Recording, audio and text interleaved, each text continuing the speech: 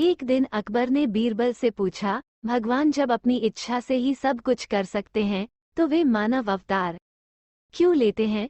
प्रश्न सुनकर बीरबल ने अकबर से थोड़ा समय मांगा ताकि वो सोच विचार कर इस प्रश्न का उचित उत्तर दे सके।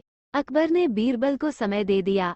अकबर से आज्ञा लेकर जब बीरबल घर की ओर निकला तो शाही बाग में एक दासी को अकबर के पुत्र को गोद में घुमाते हुए देखा।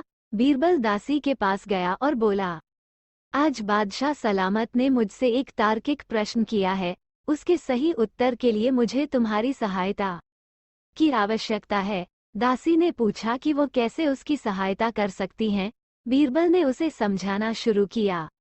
ध्यान से सुनो, जब बादशाह सलामत शाम को तालाब के किनारे अपने पुत्र के साथ खेलने आएंगे तो तुम एक कपड़े के गुड्डे को गोद में लिए तालाब के किनारे टहलने लगना। बादशाह के पुत्र को मैं अपने साथ छुपा कर रखूंगा।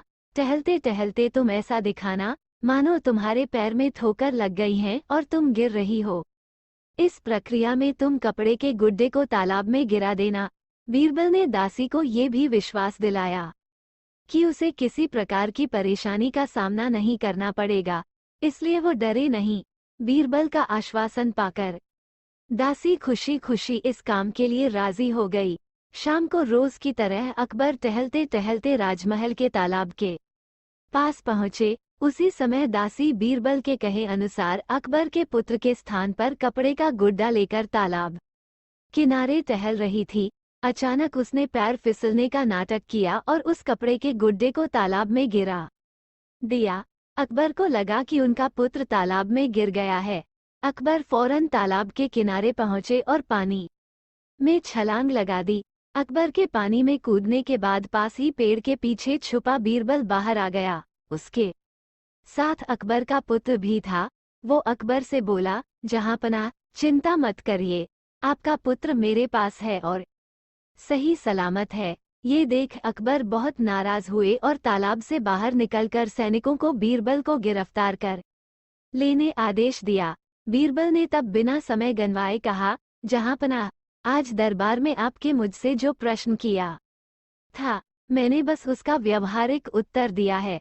आपके पास इतने सारे सेवक हैं जो आपके पुत्र के प्राणों की रक्षा कर सकते थे, फिर भी अपने पुत्र बचाने आपने खुद पानी में छलांग लगा दी। ऐसा आपने अपने पुत्र के प्रति प्रेम के कारण किया। ठीक इसी तरह भगवान भी अपनी इच्छा मात्र से सब कुछ कर सकते हैं, इसके बाद भी अपने भक्तों के प्रेम के कारण और उनकी रक्षा के लिए मानव अवतार लेकर धरती पर अवतरित होते हैं। बीरबल के उत्तर से अकबर संतुष्ट हो गए। उन्होंने उसकी सजा माफ कर दी और इनाम से नवाजा।